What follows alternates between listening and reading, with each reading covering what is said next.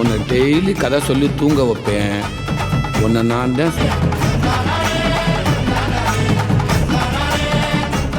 Hai everyone, welcome to Om Brewok Story. Semoga kalian sehat selalu dan diberikan rezeki yang berkah ya.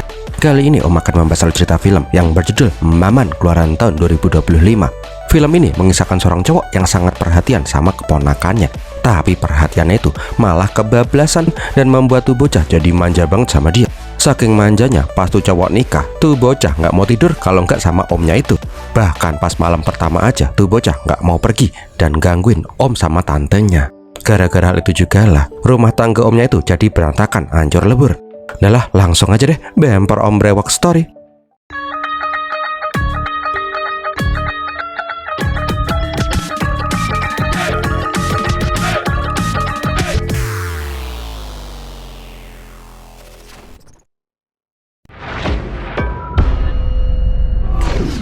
Awal kisah, kita diperlihatkan acara selamatan 7 bulanan cewek yang bernama Anita. Semua orang pada memberikan selamat ke Anita. Tapi ada emak-emak julid yang nyablak. Hebat ya si Anita, baru nikah setengah tahun, tapi dia udah langsung tekdung. Nggak kayak si Onono, si Girija. Udah nikah 10 tahun, tapi belum bunting-bunting juga. Mandul kayaknya. Jelas saja, emaknya Girija pun cuma terdiam membisu. Nggak lama kemudian, peran utama kita pun keluar. Cowok berepokan semuka yang bernama Inba. Di saat Inba dan yang lain joget-joget, di dalam rumah diperlihatkan si Raffi, suaminya si Girija, meminta istrinya untuk keluar. Tapi Girija nggak mau, dia tuh tahu benar kalau dia keluar, pasti dia akan menerima sindiran yang menyakitkan. Mendengar itu, Inba pun meminta kakaknya untuk keluar. Nggak usah dengerin orang-orang sirik itu. Lah, Girijanya malah mewek. Dia itu udah pasrah kalau dia nggak akan pernah bisa punya anak. Nah, di luar, emaknya Anita pun koar-koar karena menganggap Girija itu cewek mandul pembawa sial. Itu mama ngomong apaan sih? Nggak tahu. Abis ini kita gembel rendang yuk. Keresaknya udah aku siapin nih. Mendengar ribut-ribut di luar, Girija pun udah nggak tahan lagi. Dia langsung pengen nguak-nguak orang-orang yang selalu menghina dia mandul. Langsung dimuntahin dong tuh emak-emak julid. Ngelihat Girija hoek-hoek, emak dan neneknya pun jadi penasaran. Kemungkinan besar si Girija itu sekarang lagi hamil. Jelas saja semua orang pun langsung sangat bahagia mengetahui penantian 10 tahun akhirnya terkabul. Sebelum lanjut, Om terima kasih dulu nih untuk Kak Tia Mark dari Hong Kong yang sudah nraktir Om super thanks. Semoga rezeki kakak selalu aja dilimpahkan ya. Kalau ada yang mau ikutan nraktir Om juga bisa dengan super thanks ya. Om bakal terima kasih banget. Oke, lanjut. Beberapa hari kemudian, Girija pun datang ke rumah sakit sambil membawa tespek garis 2. Nah, dikala itu Girija dihandle oleh dokter muda yang bernama Reka dan satu dokter senior. Tapi pas ngeliat tespeknya si Girija, dokter senior masih merasa ragu karena garisnya samar-samar. Untuk lebih memastikan, Girija itu harus cek USG. Jelas saja Girija sangat ketakutan dan panik. Tapi Inba selalu menenangkan kakaknya kalau semua akan baik-baik saja. Nah, pas dicek dokter senior langsung heran karena nggak ada tanda-tanda janin sama sekali. Jelas saja Girija pun langsung panik bukan main. Penantiannya selama 10 tahun seketika sirna begitu saja. Tapi dokter Reka bilang kalau dia bisa melihat ada sedikit gerakan janin. Berhubung usia janin Girija itu masih terlalu muda, Reka meminta Girija kembali lagi bulan depan untuk lebih memastikan. Waktu 1 bulan terasa amat lama untuk Girija dan yang lain. Tapi ditemanin sama si Inba, Girija selalu aja berdoa dan mendatangi kuil agar dia bisa punya anak. Sampai 1 bulan kemudian, Girija pun kembali diperiksa USG. Alhamdulillahnya doa Girija terkabulkan. Reka memberi selamat karena Girija fix no debat sedang mengandung. Seketika Girija dan si Inba pun langsung plong sekoplong-koplong. Nah, selama mengandung, Inba selalu memperhatikan kakaknya. Bahkan dia bisa dibilang lebih overprotective daripada suaminya sendiri. Inba juga berterima kasih ke Reka. Tanpa Reka yang terus berusaha, mungkin penantian kakaknya selama 10 tahun tidak akan pernah terwujud. Gara-gara sering ketemu sama si Reka pas nganterin si Girija, mulailah timbul-timbul benih-benih cinta di antara mereka. Asik. Tak terasa kandungan Girija pun udah mulai gede. Di saat selamatan, diperlihatkan si Girija yang sangat bahagia. Momen yang udah lama dia tunggu-tunggu selama bertahun-tahun, akhirnya juga bisa dia rasakan. Singkat cerita, hari persalinan pun tiba. Dikala itu terjadi sedikit problem, kayaknya tuh bayi sungsang. Emak-emak di sana pun langsung menyuruh si Inba segera pergi dari sana. Karena ada kepercayaan kalau ada calon paman yang belum menikah berada di dekat persalinan, bayinya akan susah keluar. Walaupun berat hatinya, Inba menuruti orang-orang di sana karena keselamatan kakak dan bayinya adalah yang utama. Nah, di lorong, mereka mengucapkan selamat ke Inba karena sebentar lagi akan jadi paman. Nah lo, si Inbanya malah mewek nggak jelas sampai umbelnya teng delewer di brewoknya. Pas Reka dijelaskan kenapa dia pipis di sana sambil sesenggukan, Reka ngasih tahu Sungsang pas melahirkan itu hal yang wajar. Nggak ada hubungannya sama mitos Inba yang belum menikah yang akan membuat persalinan jadi susah. Seketika itu juga Inba pun langsung nyusruk si Raffi agar dia yang pertama kali bisa menggendong Debai. Setelah punya keponakan, kehidupan Inba pun menjadi sangat berwarna. Apalagi hubungannya dengan si Reka semakin dekat dan dekat. Bahkan Reka juga sudah mulai dikenalkan dengan keluarganya si Inba. Nenek dan kakeknya si Inba jelas saja sangat senang karena mereka berharap mereka bisa punya cicit lagi dari si Inba. Tak terasa waktu pun berjalan dengan cepat. Bayi yang ceprol Sungsang sekarang udah masuk TK. Tuh bocah bernama Nilan yang biasa dipanggil Ladu. Om panggil Ladu aja ya, biar lebih cute. Namun kelakuannya nggak se-cute namanya. Ladu itu terkenal dengan kebangorannya di sekolah. Dia tuh sering nakal, melawan guru, mengganggu anak-anak yang lain, pokoknya aneh-aneh dah. Nah di saat itu kepala sekolah memanggil orang tuanya si Ladu, tapi yang datang malah si Inba. Emang sih ya, Ladu itu sangat dekat sama si Inba, bahkan lebih dekat daripada kedua orang tuanya sendiri. Mendengar semua keluhan Kepsek, Inba langsung nyubit bokong gemoynya si Ladu. Tapi ini anak bangor malah nabok pamannya. Bu Kepsek pun heran lah. Biasanya kalau ada anak yang bermasalah, orang tuanya yang nabok anaknya. Lah ini malah kebalik. Adalah intinya sih, Ladu itu disuruh dinasehatin agar nggak berbuat onar lagi. Tapi omongan Bu Kepsek cuma masuk kuping kanan, keluar lewat boolnya si Inba. Inba itu tetap aja memanjakan si Ladu, walaupun ini anak bangornya kelewatan. Pokoknya di mana ada si Inba, di situ pasti ada si Ladu. Sementara itu, Inba dan Reka pun berniat menikah. Nah di lain sisi, di sekolahannya si Ladu diperlihatkan ada preman akamsi yang godain emak-emak bulan. Ngeliat itu, Ladu pun meminta para preman itu untuk enyah. Gebleknya, tuh bocah bangor malah dijitak. Jelas saja Ladu pun mengancam kalau pamannya tahu dia dijitak, pamannya akan menghajar semua preman-preman ini. Pamannya itu superhero, bisa ngalahin Avenger seorang diri. Tapi pas dilaporin ke Inba, Inbanya malah adem ayem aja. Emang sih ya, dia mencoba membebaskan mama itu dari cengkraman para preman, tapi mintanya dengan sopan santun. Ladu protes lah, kenapa Inba nggak ngajar tuh para preman. Inba cuma bilang kalau segala sesuatu nggak harus diselesaikan dengan kekerasan. Nah pas mau pulang, kepala Ladu pun nyut-nyutan. Dia juga bilang kotak pensilnya diambil sama preman-preman bapuk. Ya udah, Inba pun kembali dan meminta kotak pensil keponakannya dengan sopan santun. Tapi tuh preman malah bangke. Ketika menendang si Inba, Inba langsung nangkis sampai tuh preman kejengkang. Nggak terima, mereka pun langsung menyerang si Inba. Tapi jangan salah, walaupun kelihatannya cupu dan menghindar terus, Inba itu bisa mengalahkan para preman-preman itu dengan mudah.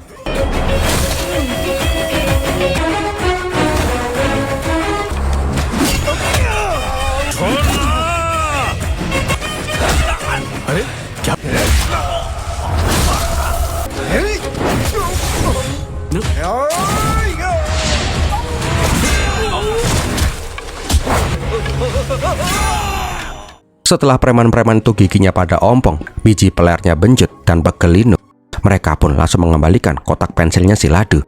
Rupanya Inba itu nggak mau menghajar para preman itu dengan terbuka karena dia nggak ingin keponakannya melihat. Nah di saat itu Inba pun ditelepon oleh si Reka. Intinya sih bapak dan kakaknya si Reka nggak setuju Reka nikah sama si Inba. Keluarga mereka itu beda kelas, apalagi Reka itu seorang dokter. Tapi setelah dibujuk sedemikian rupa oleh keluarganya si Inba, akhirnya keluarga Reka pun setuju. Singkat cerita, pernikahan Inba dan Reka pun digelar. Tapi pas mau ijab kabul versi India, bocah bangor Ladu kembali berbuat onar. Dia tuh nggak mau pergi dari sisi pamannya. Bukannya tegas sama si Ladu, Inba malah terus saja membela si Ladu. Alhasil tuh bocah tetap nyempil pas prosesi pengalungan Manggalsutra. Nah ketika acara resepsi, ada emak-emak lamis yang kita sebut saja Bude Rukoyah. Dia bilang ke Ladu, bocah bangor, ommu tuh udah nikah, kamu udah gak bisa sama ommu lagi. Kamu gak bakal diklonin lagi loh. Nanti pas mereka punya anak, kamu akan dibuang ke tempat sampah, syukurin. Mendengar itu, Ladu yang angkal kompleks pun jelas saja gak mau dong. Bener coy, pas malam pertama, malam paling menegangkan setelah menikah, Ladu Labubu malah merengek mau ikut malam pertama. Dia itu langsung menghancurkan dekorasi bunga di kasur. Pokoknya dia tuh gak mau pergi, maunya tidur sama omnya. Annoying banget ini bocah. Kalau om ada di sana tak masukin toples tuh bocah. Yang lebih ngeheknya lagi, Girija itu bukan narik anak yang bangor, malah meminta si Ladu diperbolehkan bobok di kamar nganten untuk malam ini. Alhasil, malam pertama yang seharusnya seru dengan erangan dan desahan, malah dihabiskan main tebak-tebakan sama boneka Labubu Vrindavan. Keesokan paginya, Girija pun datang untuk menjemput si Ladudu. Ya, masih nemplok kayak bayi koala. Nah pas sarapan, Inba dan Reka pun chat-chatan. Yang intinya sih, nanti malam akan menjadi malam paling liar yang udah mereka nanti-nantikan. Tapi kenyataannya itu bocah gemoy nyebelin tetap aja nyempil di tengah. Gimana mau ewek-ewek kalau ini gentong jegogrok di sana? Karena udah kebelet, Inba pun punya ide. Dia pun mengajak si Reka uwek-uwek di tempat yang lain. Walaupun harus melewati para keluarganya yang goleran di ruangan keluarga. Mereka itu tetap aja berniat kalau malam ini Reka harus jebol pertahanannya. Singkat cerita, mereka pun sampai di tujuan, kamar kosong yang udah lama nggak ditempatin. Gebleknya, karena tuh kasur udah lapuk, mereka berdua pun malah kejengkang, yang membuat semua orang pun pada kebangun. क्या हुआ दीदी कहाँ से आवाज आ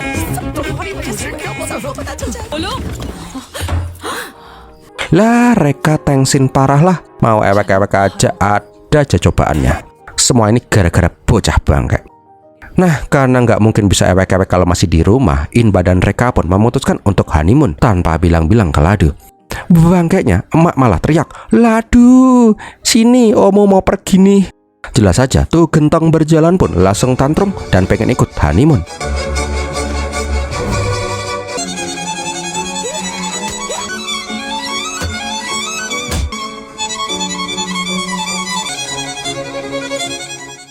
Ngeheknya lagi, Inba ini malah lebih mementingkan Ladu daripada honeymoonnya.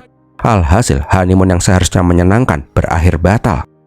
Gak kerasa, hampir sebulan Inba dan si Reka menikah, tapi mereka sama sekali gak punya waktu berduaan. Sebulan mereka menikah, wowoknya si Reka masih aja belum terjamah, bahkan malah jadi sarang laba-laba. Semua gara-gara siapa? Gara-gara bocah gentong. Karena udah gak kuat, Reka pun bilang ke Inba, kalau sehari 2 hari tuh bocah ngaco, oke. Ini udah sebulan dan setiap hari tuh bocah selalu aja nyempil di tengah pas mau tidur. Mau sampai kapan kayak gini mulu? Bukannya mencari solusi, Inba malah terus membela si Ladu. Hal itu membuat si Reka menjadi emosi. Dia pun memutuskan untuk pulang ke rumah orang tuanya. Mending tidur sendirian daripada tidur sama suami, tapi nggak pernah ditemek-temek. Nggak lama kemudian, Inba pun pulang. Ngeliat Inba pulang seorang diri, kakeknya dan si Raffi ngasih wejangan. Pernikahan itu nggak sesimpel membalik telapak tangan. Inba itu juga harus memperhatikan kebahagiaannya si Reka. Pernikahan juga membuat Inba punya keluarga sendiri. Yang intinya, Inba harus menjaga keluarganya daripada mementingkan orang lain, walaupun itu keponakannya sendiri. Keesokan harinya, keluarga Inba pun mendatangi rumahnya si Reka. Yang intinya sih meminta Reka untuk kembali. Girija juga meminta maaf karena putranya yang imut-imut itu. Inba dan si Reka harus bertengkar. Dia juga berjanji mulai hari ini dia nggak akan membiarkan si Ladu mengganggu Inba dan si Reka lagi. Aslinya sih, Reka itu nggak mau percaya. Inba pasti nggak akan bisa tegas sama keponakannya. Tapi kali ini berbeda. Inba sampai mohon-mohon kalau malam ini wowoknya si Reka akan bolong. Agar lebih meyakinkan, Inba memutuskan akan pindah ke rumah nenek dan kakeknya biar tuh bocil Ladudu nggak bisa mengganggu mereka. Mendengar itu, Reka pun percaya dan setuju untuk kembali. Malam harinya, Reka pun udah dandan habis-habisan untuk menuntaskan malam pertama yang sudah tertunda selama 1 bulan. Sementara itu, Inba mau pamit sama si Ladu. Ladu aslinya sudah diwanti-wanti sama emak bapaknya kalau nggak boleh gangguin pamannya kalau udah malam. Tapi ini bocah terus saja memohon. Untuk malam ini aja dia pengen nginep sama si Inba. Besok-besok enggak wes.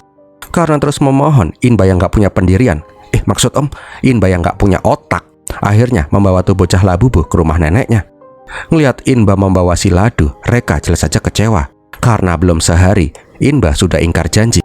Dia pun langsung menghapus mariasannya dan langsung tidur. Nah di dalam, emaknya marah-marah sama si Inba. Kenapa dia membawa ini anak bagong ke sini?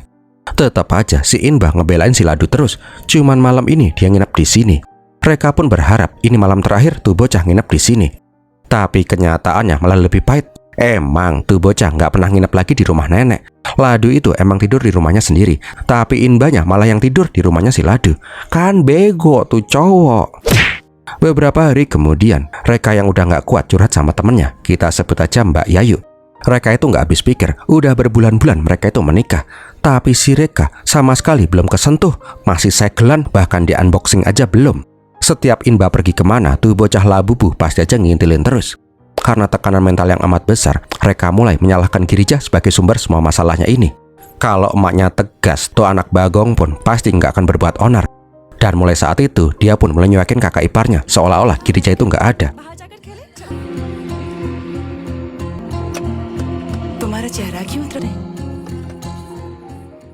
Ngeliat Reka yang terus tertekan, emak pun meminta Girija mengatur si Ladudu.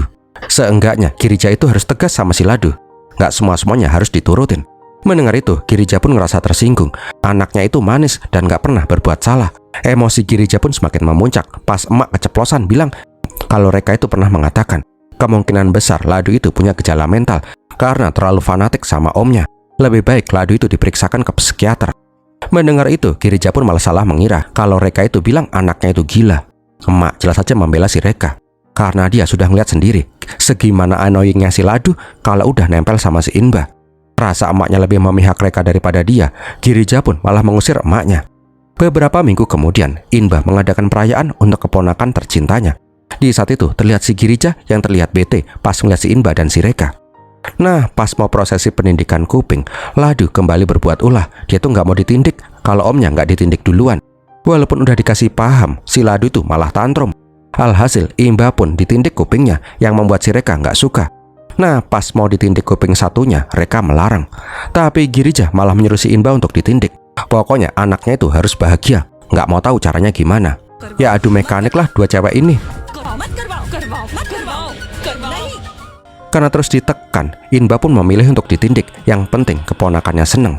Setelah acara selesai, Inba pun langsung diomelin sama si Reka. Tapi kembali lagi, sampai Om bosen jelasinnya, Inba itu terus membela keponakannya. Nah, di saat rame-rame itu, Raffi disuruh memanggil si Inba. Bangkeknya, Girija malah bilang, kamu ya, semenjak kamu nikah sama tuh cewek, kamu tuh udah gak perhatian lagi sama kakak. Cewek itu emang membawa pengaruh buruk. Lah, si Inba jadi puyeng lah.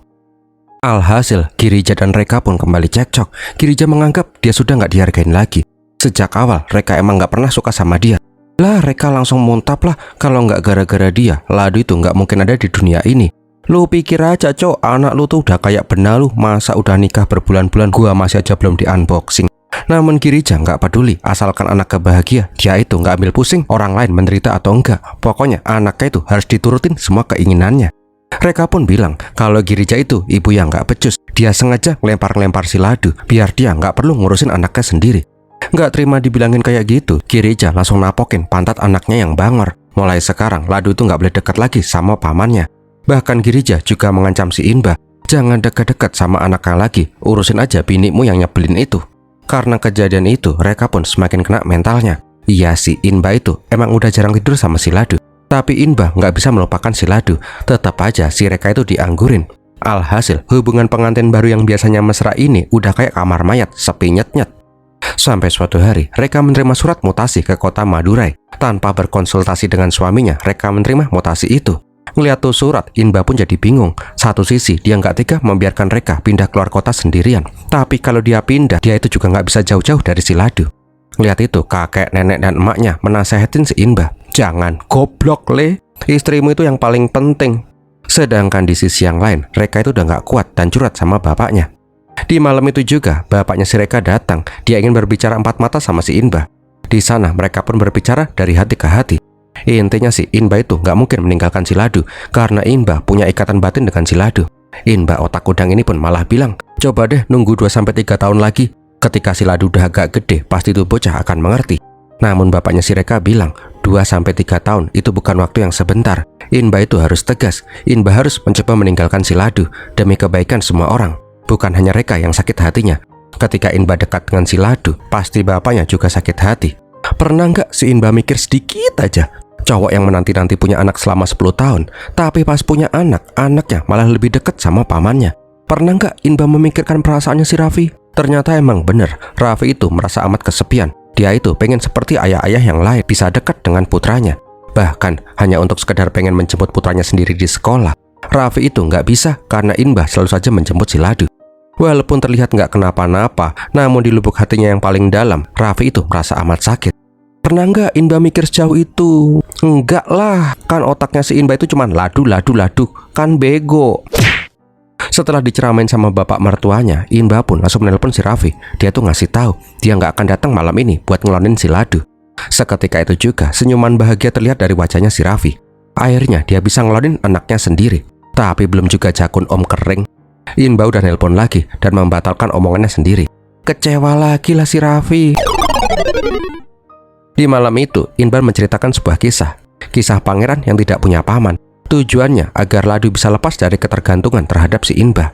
Rupanya Inba sudah memutuskan dia akan pergi meninggalkan si Ladu demi kebaikan semua orang.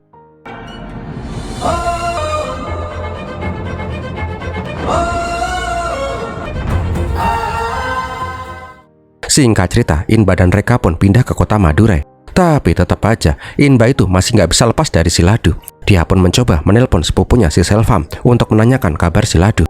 Jelas saja, Ladu itu tantrum bukan main. Dia tuh ngamuk karena nggak bisa menemukan si Inba.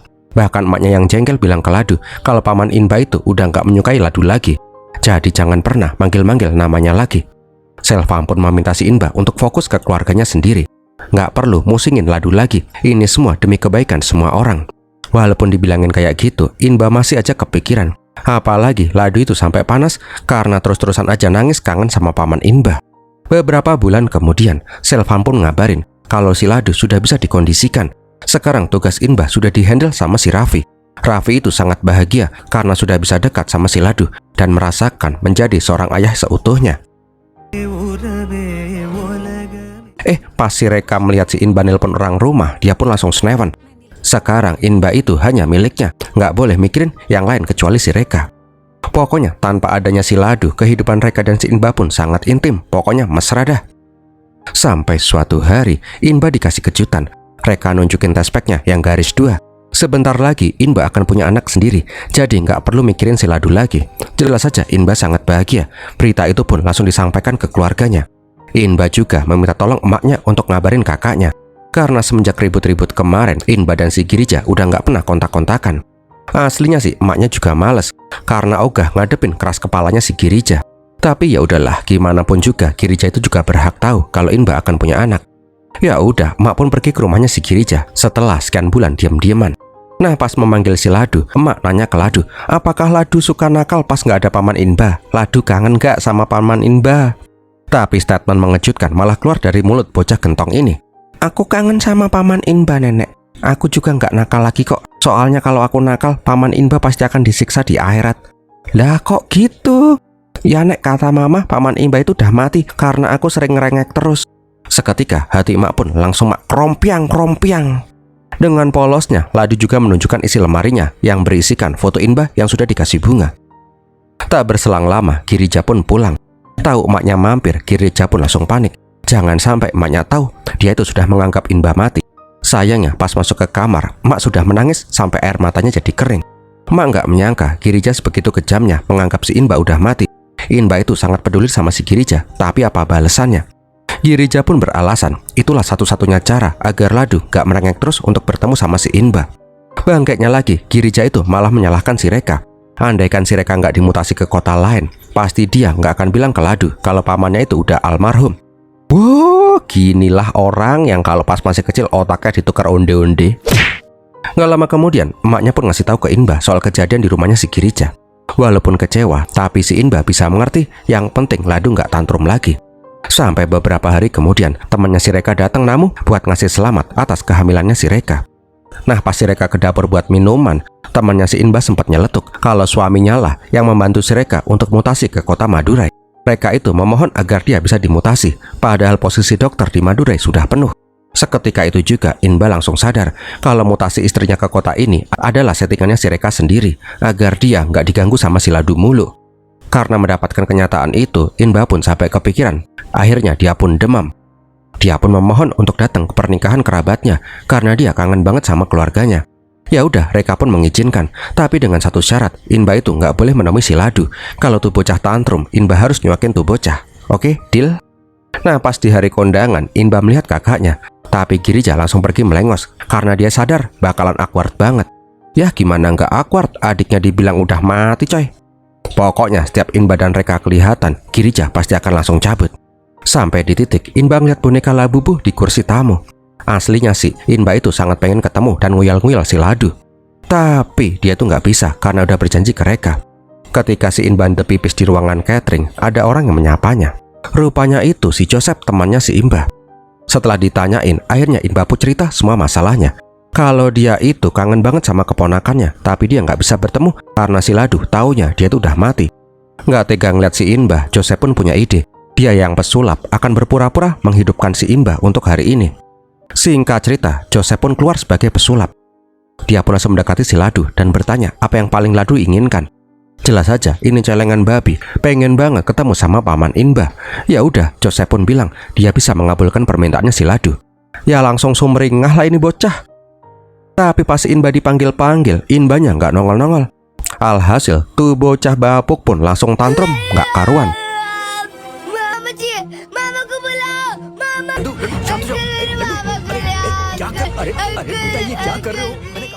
Kenapa Inba nggak muncul? Karena dia ditahan sama si Reka. Inba pun terus memohon ke Reka, tapi Reka tetap aja nggak mengizinkan. Karena si Inba udah berjanji, kalau Inba tetap aja ngeyel, Inba nggak usah pulang aja sekalian. Melihat anaknya tantrum, kesabaran Girija pun pecah. Dia pun langsung gebukin si Ladu di tempat umum.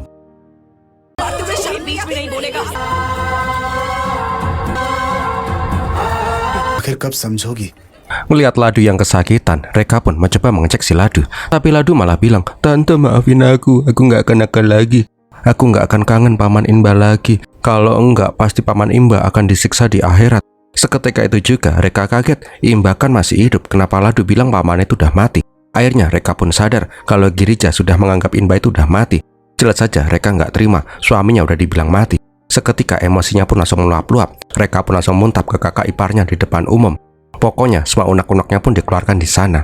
Setelah tahu kebangkaiannya si Girija, orang-orang di sana pun pada nggak menyangka kalau Girija sebegitu kejamnya sama keluarganya si Inba. Semenjak saat itu, Girija pun menjadi bahan gunjingan para tetangga-tetangganya. Bahkan pas acara selamatannya si Reka, Girija itu nggak datang, hanya Raffi yang datang untuk memberikan berkat. Sampai suatu hari, pas mau nganterin Ladu sekolah, Raffi meminta bininya itu untuk berdamai dengan si Reka dan Inba. Tapi Girija tetap aja angkuh dan nggak mau. Sialnya, mereka itu malah kecelakaan. Mengetahui Ladu di rumah sakit dan belum sadar, Inba langsung datang ke sana. Dia itu sangat khawatir sama keponakan gemoynya itu. Singkat cerita, operasi pun berhasil. Ladu itu udah keluar dari masa kritisnya. Nah, pas Ladu siuman, dia tuh mewek, "Apakah aku sekarang udah mati juga? Kok ada Paman Inba?" Seketika, semua orang pun langsung pada menangis. Girija akhirnya bilang jujur kalau Paman Inba itu belum mati. Inba juga berjanji dia nggak akan meninggalkan Ladu lagi. Nah, di luar, kakeknya pun ngasih wejangan ke Inba kalau dia harus memprioritaskan keluarganya sendiri. Karena sebentar lagi Inba akan menjadi seorang ayah. Nah, di malam itu, nenek terlihat sakit. Kakek pun mencoba merawat istrinya dengan penuh kasih sayang. Keesokan harinya, Reka datang dengan emosi. Reka berteriak marah-marah, mengatakan bahwa Inba telah mengingkari janjinya yang dibuat kepada bayi mereka. Yang berarti Inba tidak peduli lagi sama si Reka maupun anak mereka, melainkan hanya peduli pada kakak dan keluarganya. Dengan emosi, Inba menampar si Reka yang sedang hamil.